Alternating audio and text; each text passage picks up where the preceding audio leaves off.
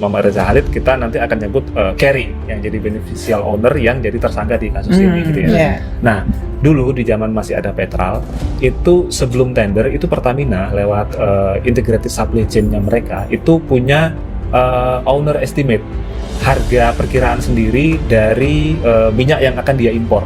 Gitu. Jadi itu yang kemudian dibocorkan. Sering bocor. Jadi Petral inilah kemudian ketika dia sudah dapat owner estimate duluan, gitu ya. Ini Pertamina nyari barang ini dengan harga spek ini harga sekian. Ya udah, gua nyari duluan, mereka amankan. Ketika dia tender dia masuk itu barang dan potensi menangnya sangat gede karena udah tahu kan harganya berapa, speknya kayak gimana, lebih tahu duluan. Karena proses tendernya itu juga mepet banget, cuma 3 hari. Jadi seandainya patuh banget gitu ya, baru tahu hari ini pembukaan tender, kemudian 3 hari lagi cari di market, itu tidak mungkin bisa mendapatkan hasil yang optimal gitu dengan harga terbaik gitu, sesuai dengan harga perkiraan Pertamina tadi, harus di bawah harga yang dimau Pertamina gitu. Muhammad Reza Khalid kembali disebut-sebut dalam kasus rasuah di sektor minyak. Riza menjadi sorotan setelah anaknya Muhammad Carry Andrianto Riza ditetapkan sebagai tersangka dalam dugaan kasus korupsi tata kelola minyak mentah dan produk kilang di PT Pertamina, subholding, dan kontraktor-kontrak kerjasama. Untuk dari kasus yang menimpa anaknya, rumah dan kantor Riza pun digeledah oleh Kejaksaan Agung.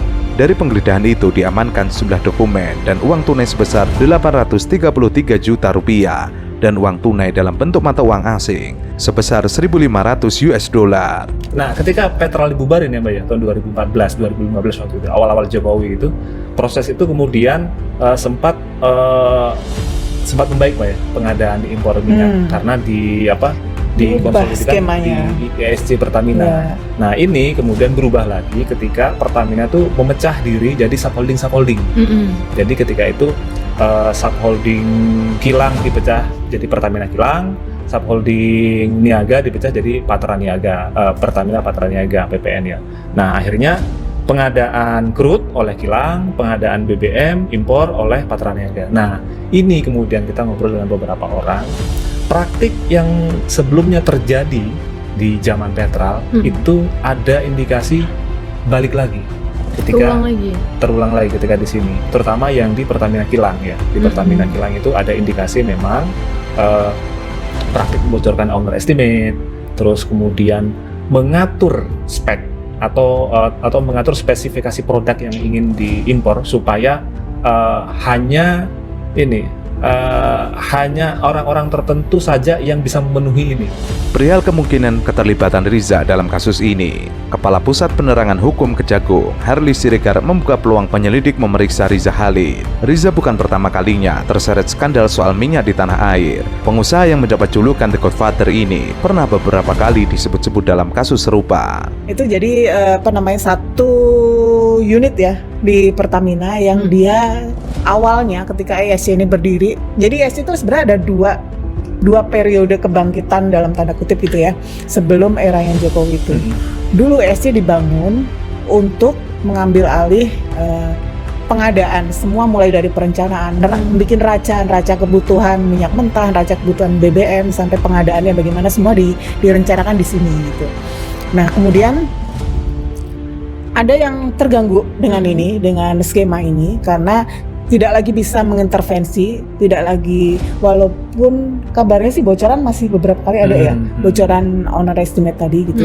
Tapi dengan terintegrasinya proses pengadaan crude maupun BBM ini membuat pihak yang biasa mengintervensi itu menjadi kesulitan. Terungkapnya kasus korupsi di Pertamina melibatkan Direktur Utama Pertamina Patra Niaga, bahwa transformasi Pertamina sudah pernah dilakukan, yakni pada 2015, bahwa mafia migas diternak di era pemerintahan Jokowi. Rentetan peristiwa hari ini menunjukkan Indonesia dikepung korupsi, ada praktek pemburuan rente yang bermain.